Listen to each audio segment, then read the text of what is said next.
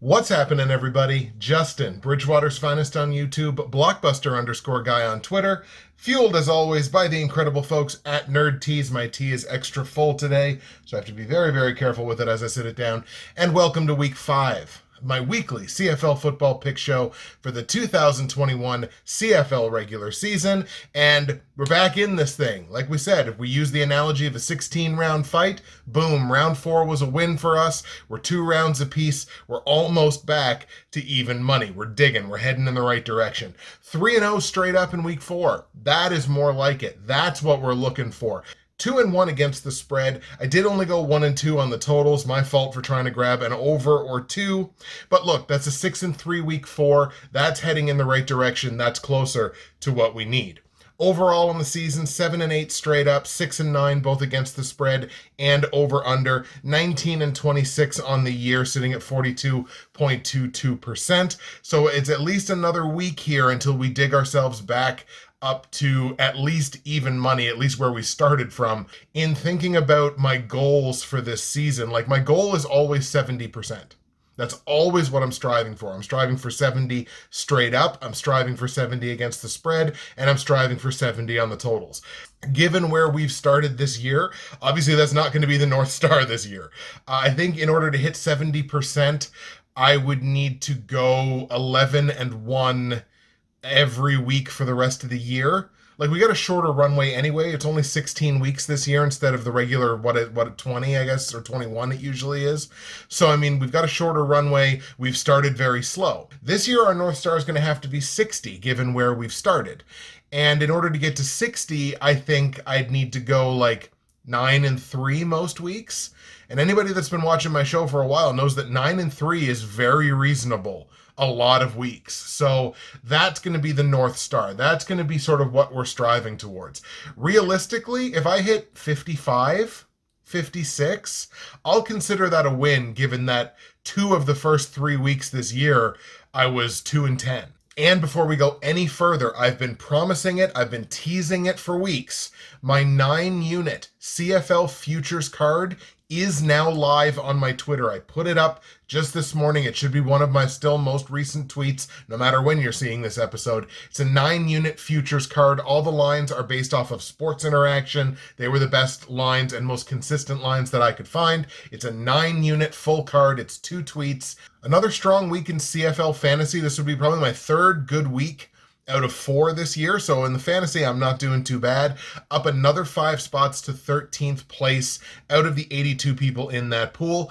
81.7 points in week 4 leaves me with 305.8 overall. I believe the leader is up somewhere around the 360 range, something like that, if memory serves me. So look, it's certainly not unachievable, and we've been having some strong weeks here in the early part of the season. My week 4 MVP has to go to Lions quarterback Michael Riley. I finally got a really good quarterback performance this season after basically the first 3 weeks being mostly disappointing.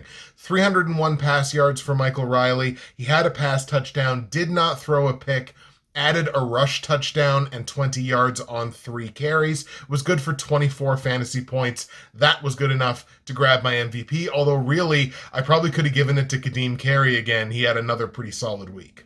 I have the sneaking suspicion that my week 5 fantasy lineup might be a little all over the place, but let's take a look at it right now. And really, I'm playing the percentages on this one, especially on some of my running back choices and my wide receiver choices. So I went for value at the top and the bottom of this lineup. Jake Maier is still underpriced at $7,000. Also save some money on the Alouettes defense. They're barely above the minimum, I think a little over $3,300. And rule of thumb, whoever's playing the REDBLACKS, grab their defense. And I also grabbed DJ Foster. I'm hoping that he can have a repeat of the performance that he put up in week 3, a breakout performance where he ran for 101 yards and scored a rush touchdown.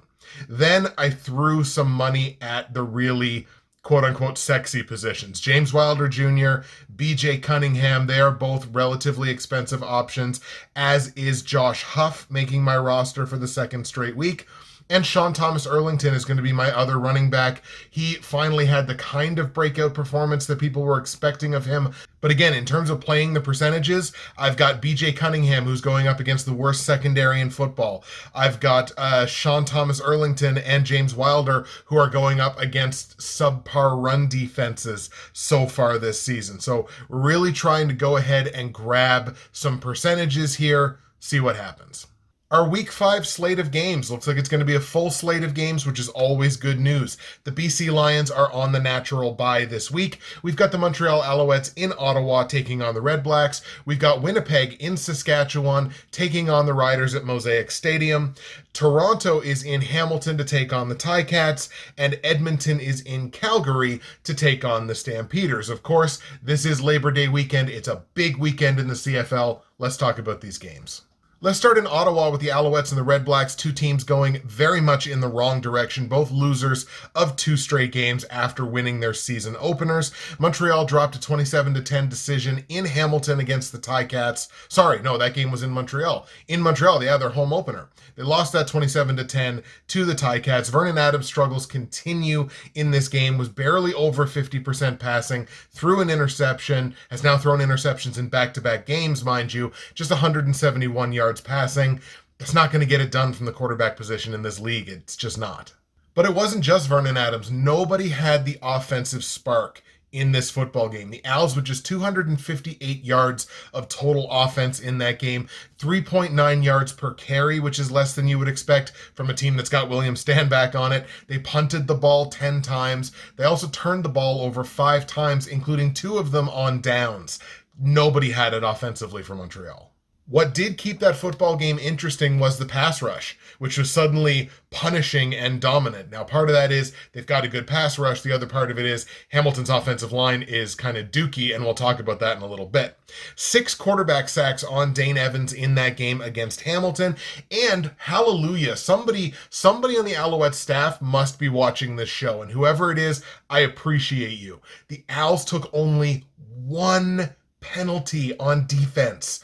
1 penalty. Awesome to see from the Alouettes. Maybe they finally figured something out. And look, this was a 3-point football game at the half. This was anybody's game at halftime. The Alouettes just had no offense in the second half, and Hamilton went on a 14-0 run. There's the game. The REDBLACKS got doubled up by the BC Lions at home, 24-12. That was last week. And yeah, it was raining, so I kind of understand the low-scoring game. But this is just same pile, different day for a REDBLACKS team that can't score. Matt Nichols finally topped 200 yards passing. Hooray! But he's yet to throw a touchdown pass in 3 games. That's very much this. There's no alternative to this when you haven't thrown a touchdown pass in 3 games. And you think like, okay, well, we're seeing some quarterback changes that are leading to wins around the league. Maybe Ottawa can do a quarterback change too. And it's like, their other quarterback is Dominique Davis. Like, we've seen the Dominique Davis movie before. That's not the solution. Now, they do have a 23-year-old rookie, Caleb Evans. I want to say Caleb Jones. Caleb Evans. And he had a pretty massive career in college. The Warhawks, I believe, was who he played. I think it was the University of Louisiana Monroe, I think might be where he played. Anyway, he had 40-some starts in college there. He threw touchdowns. He ran for touchdowns. He's a dual-threat quarterback. He's a younger version of Dominique Davis, who's probably a better version of Dominique Davis. Maybe they could turn to him, but he's got exactly 0 CFL experience, so that'd be a gutsy play. If there's anything for the REDBLACKS to hang their hats on, they were hyper-disciplined. They only took 1 penalty in that game last week, and they did knock down 3 passes and have 2 quarterback sacks. They did some things on defense. They just can't score any points. So since I don't expect this to be a 3-0 win for Ottawa, to the shock of no one, I'm not picking Ottawa because they have not shown me anything to convince me that they are not who I said they were right from the beginning of the year. We're going to grab the Owls here, obviously, over the Red Blacks, even though the game is in Ottawa. And look, Montreal's won 3 of the last 4 head-to-head matchups against Ottawa, and that includes back in November of 2019 when they were a heavy favorite, heavier than they are this week. So they can win this game as a favorite against a not good football team. So we got to go with the better team, and the better team is the Owls. On the line, Montreal's laying 3.5 points as a road favorite. I don't love grabbing that extra half point. I don't like buying that extra edge. But I think I'm going to have to here. I think I'm going to lay the 3.5 points on Montreal. Again, all 3 of those aforementioned wins in the last 4 head-to-head against Ottawa, they've all also been against the spread covers. So I'm going to lay the points, maybe against my better judgment, because it's not the way the winds are blowing in the CFL right now. Total in the game set at 42.5 points. I have to stay under because Montreal's offense disappeared last week, and Ottawa's offense rather, hasn't shown up all year. So I have to take under, and it feels like a pretty realistic final score to say, like, I don't know, 20-13. Like, I believe Montreal can score 20 points. I don't believe Ottawa can. Let's go to what is inarguably the game of the week in Week 5. That is Winnipeg traveling to Saskatchewan to take on the Roughriders. Roughriders entering this game off of the natural bye last week. Winnipeg got back on the happy side of things in last week's game of the week. That was the 18-16 win against Calgary, which required some late game heroics off the foot of kicker Mark Leggio, who went 4 for 4 on his field goals in that game. Leggio was the difference. And look, the difference in this game was razor thin. Welcome back, Andrew Harris. Hallelujah. Andrew Harris plays his first game of the 2021 season and has a rather Andrew Harris game. 19 touches of the football between rushing and receiving, 86 total yards, scored a rush touchdown, the only touchdown of the game, I believe, for Winnipeg, and they could not have had him come back soon enough because he's the key. He's the key to that whole offense. And I don't want to take anything away from Zach Collaros because he got like 6 touchdown passes this year. He's throwing the ball very well, but Andrew Harris is the oil that makes this machine run. They got him back. And look, if you're Winnipeg, you got to be good to be lucky and lucky to be good. I think they were equal parts lucky to win that game as they were, played well enough to win. They just had some fortunate bounces that went their way, especially late in the game, that allowed them to be in a position to win. And look, they came 7 yards away from losing. So, you have to go, whew, if you're a Blue Bombers backer and say, you know what, we were lucky to win that. The Saskatchewan Roughriders are the CFL's only unbeaten team. They drubbed an absolutely hapless Red Blacks team back in Week 3 to the tune of 23-10. And once again, that was a game that I really felt like Sasky probably could have put up 35 to 40 points, but the offense very clearly just kind of geared down into cruise control in that one. They did not allow any Ottawa offensive player aside from RJ Harris to have more than 35 yards. And they only held Matt Nichols to 176 pass yards and an interception back in that Week 3 game. Cody Fajardo was electric in this game, 86% passing, 321 yards. He added 47 yards and a rush touchdown on 9 carries. But again, they really lacked that killer instinct in that game because they didn't need it, because they were playing Ottawa. Now, hopefully Montreal doesn't fall for that this week, because if they don't have the killer instinct, they're not as good a team as Saskatchewan. They could wind up losing that game. Winnipeg and Sasky have been basically trading wins back and forth since 2017. They're both even money. The home team and the favorite has won 7 of the last 10.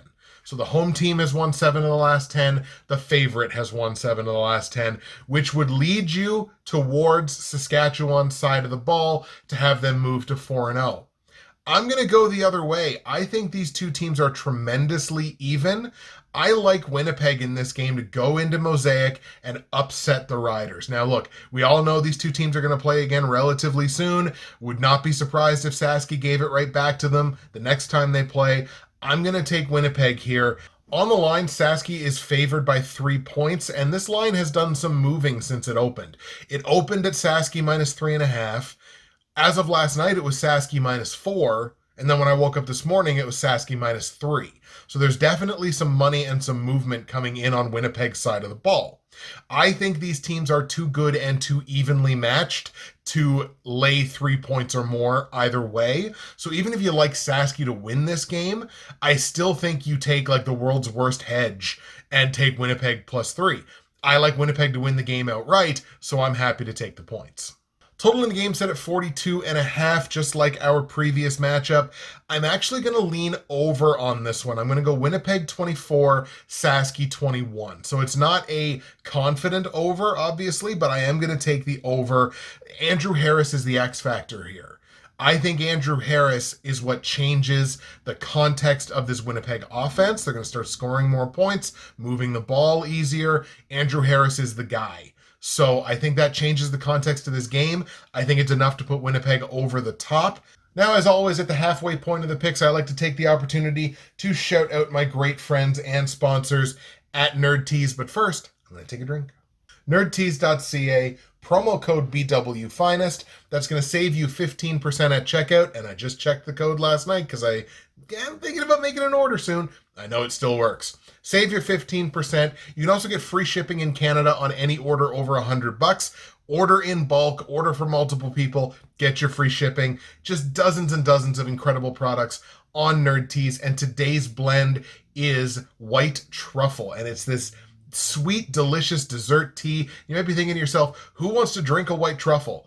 Take a sip of that and try to say that again. It is absolutely delicious, as are dozens of other options on nerdtees.ca. Promo code BWFinest. Save your 15%. Get your free shipping. Find yourself something to love, or find someone you love something to love. You can do it at nerdtees.ca. Have a university student going back to school? Get them some tea. Keep them awake. Let's go to the Hammer now, where the Ticats got off the schneid, their first win of the season. They now get to come home and play host to a Toronto Argos team that was supposed to be playing Edmonton last week, but that was, of course, the game that got canceled / potentially rescheduled / we'll see against Edmonton. For the Argos, they are 2-1 on the season, having picked up a gutsy payback win against Winnipeg 30-23 in week 3, one of the few games to go over the point total this season. Nick Arbuckle takes over the QB1 job from McLeod Bethel-Thompson. Another thing that I said, I'm at 50-50 on whether this is going to work or not. He delivered 72% passing, 310 yards, threw a touchdown, ran for a touchdown, a very Tom Brady-esque line of 5 carries for 6 yards, but had a rush touchdown. Also had 3 receivers that had at least 5 receptions and at least 50 receiving yards. So he moved the ball around very well, did Nick Arbuckle. I get he has that connection with the quarterback whisperer there, but Arbuckle was impressive. I got to kind of eat my words on that. I guess it was the right move. Obviously, there is a big question mark here, which is how will that unexpected bye, because Toronto was preparing and expected to play a game, and even after the game got postponed, you got to stay ready because you never know when it's going to get postponed to. So you got to question how that unexpected bye impacts their momentum, especially with a player like DJ Foster, the aforementioned, who I put in my fantasy lineup this week, coming off of 10 carries, 101 yards, and a rush touchdown. The one thing that you want to do after you have a game like that is immediately, I want to play the next game, and they didn't get to. So I got to question how it's going to impact the momentum of Arbuckle, DJ Foster, everybody really on that Toronto team. Hamilton, as I said, went into Montreal, a 27-10 victory last week over the Alouettes. Another quarterback change. They go to Dane Evans, leads to the win. Ticats get off the schneid. Again, I guess it was the right decision, although they're saying Masoli's got sore ribs, and again, I was kind of skeptical about that last week, but maybe it is the case. Dane Evans with a clean slate, completed 68% of his passes, only 183 pass yards, but put the ball in the end zone twice, and that's what matters. Put it in the end zone twice, did not turn the ball over, added 24 yards on 4 carries, and that was despite the fact that he was getting absolutely pummeled for most of the game, sacked 6 times by the Alouettes. And this is what I wanted to talk about when it came to Hamilton's offensive line, because that was not a blip on the radar. Hamilton has given up 13 sacks in 3 games. They've only registered 6 of their own. When you're getting doubled up in terms of sacks versus sacks allowed, that's a problem. And this O-line is a problem. Makes me a little nervous about having Sean Thomas Erlington in my fantasy lineup this week because the O-line, we'll have to see. But speaking of Sean Thomas Erlington, he had himself a break-off game, 10 carries, 73 yards, and a rush touchdown. But I got to ask the question too, what's up with Brandon Banks? I understand he's still getting the targets, but he's not bringing in the touches. He's not converting them into what we would normally see Brandon Banks convert those touches into. He's only touched the ball 20 times, first of all, in 3 games, and 3 of those were punt returns. Again, I really don't know what Toronto is heading into this game. There's well-rested, and then there's disruptive. I think you can make an argument for either side. Disrupted, I should say. You make an argument for either side. You can say, well, they didn't have to play last week. They're going to be well-rested coming into the game. I agree. But they also didn't get to play last week and are very out of rhythm and now are preparing for an entirely different opponent than the one they prepared for and didn't actually get to play. Under normal circumstances, this would probably be an upset play for me. I've got to take Hamilton to win the game.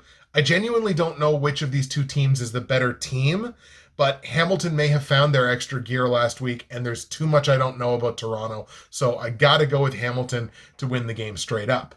I am, however, hedging my bets against the spread. So right now, Hamilton is a 4-point favorite at home. I guess I understand why they're favorited by that much. But look, they've only won 1 game. We got to pump the brakes on this a little bit. 3 points or more in a game where I'm only like 51-49 on who I'm even taking straight up. So I have to take the points. It's the only reasonable thing for me to do. Total in the game set at 43.5 points. I got to lean under on this one again. It's the number 5 and number 8 scoring offenses in the league, in a league of only 9 teams. So they're both in the bottom half in terms of their scoring offenses. Even though this is a low number, it's the biggest number of the week, and I can't justify going over on it. So we're going to stick under 43.5 points in Hamilton, Toronto. Let's go Ticats 20, Argos 17. That way Argos still cover the +4. Hamilton gets the win. And the last game we're going to look at here, the Labor Day Classic, is the Edmonton Elks traveling to Calgary to take on the Stampeders. Now, again, of course, Edmonton, they're only 1-2. They should have played last week. Obviously had the enforced bye because of their breaches of their COVID protocols. So Edmonton's last game was back in week 3 where they had a 21-16 win in BC against the Lions. Michael Riley getting the opportunity to play his old team in that game. The Elks found some scoring balance across all 4 quarters, scoring at least a field goal in all 4 quarters. And they held on despite the fact that they gave up a 12-6 run in the second half to the Lions. They held on to win the game by 5. At quarterback, Trevor Harris is showing a bit of improvement week over week since that 3-interception debut in week 1. He did still throw his 4th pick of the season in this game, but 84% on his passing, 296 yards, a touchdown and a pick. It's closer to what we would expect to see from a Trevor Harris caliber of player. We got to clean those interceptions up a little bit, but the accuracy and the yardage, it's getting better. So obviously where they had all of their team facilities and everything shut down, they can resume in-person team activities tomorrow, I believe it is. I think it's September 1st. So the Labor Day scheduling may be a blessing in disguise here, given that they don't have to play until Monday. But look, there's still obviously a ton of question marks around this because this is a team that has not been together in person for quite some time. The Stampeders dropping that 2-point decision in Winnipeg last week, 18-16. I am eternally impressed, extremely impressed by Jake Maier. Jake Maier damn near went into Winnipeg and did the thing. And he had himself a good game, 300-plus passing yards now in back-to-back games for Maier. This was a football game that sat on the edge of a knife, and it was separated by very, very little. We're talking 1 costly turnover, 1 costly penalty, and 7 yards on a kick that potentially could have won them the game. Rene Paredes with a potential game-winning kick, and it's just 7 yards short. It was so close.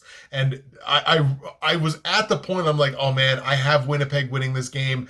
I almost want him to make this kick just to see Jake Maier do the thing.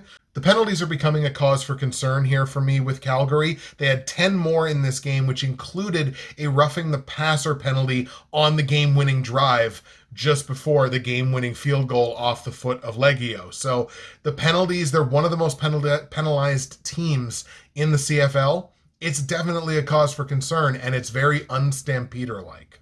I have to go ditto here for Edmonton as I did for Toronto. Like, there's so many question marks surrounding what kind of a team are we going to see after not getting to play last week. And of course, it's even worse because this is the team that's actually had the COVID cases. So who's going to be playing? Who's not going to be playing? What is the team going to look like? Way too many question marks here. I have to take Calgary in this game. And unlike in Hamilton and Toronto, I'm actually going to lay the points on the favorite here. Calgary minus the 3.5 that they are favored by at home. Again, I don't love buying that half point. I'd be so much happier if this game was -3, but I don't think it's ever going to get to -3 because I think most of the action is on the favorites this week with the exception of Winnipeg. So I don't think this line's going to get smaller anytime soon. So I'm going to lay the points now while I can. Total in the game set at 42.5 points. Edmonton has the #1 total offense and the #1 total defense in the CFL, but they're just not scoring or preventing the points to match those total offense numbers. So I think I got to lean under on this one. This is going to be a close one. 42.5. This is certainly within less than a touchdown. I think I'm going to go 20-16 Calgary. That barely has them covering the -3.5, but I don't think I can reasonably take the over when, again, I don't know who's going to be playing all for one side of this game. So let's take the under. Calgary 20, Edmonton 16. There you go, folks. Those are my picks for week 5 in the CFL. We'll go over them here with you one more time. I've got Montreal beating Ottawa in Ottawa by a score of 20-13. I've got the Alouettes covering -3.5 against the spread in a game that stays under 42.5 points. I've got Winnipeg upsetting Saskatchewan in Saskatchewan 24-21. Take the points with the Blue Bombers +3 and go over the 42.5 point total, the only over I'm taking this week. I've got Hamilton beating Toronto in Hamilton, but I'm hedging my bets and taking Toronto with the points +4 against the spread in a game that stays under 43.5. And the game we just talked about, I like the Calgary Stampeders over Edmonton in Calgary. I'm hammering Calgary -3.5 against the spread in a game that stays under 42.5 points. That's it for me, Justin, Bridgewater's Finest on YouTube, Blockbuster_guy on Twitter, fueled as always by the incredible folks at Nerd Tees. Enjoy the games in week 5. Enjoy the Labor Day long weekend. And hopefully we don't have to talk about COVID cancellations for a long time yet. Don't forget, check out that 9-unit bet card that I just put up on Twitter. And we'll see you next week.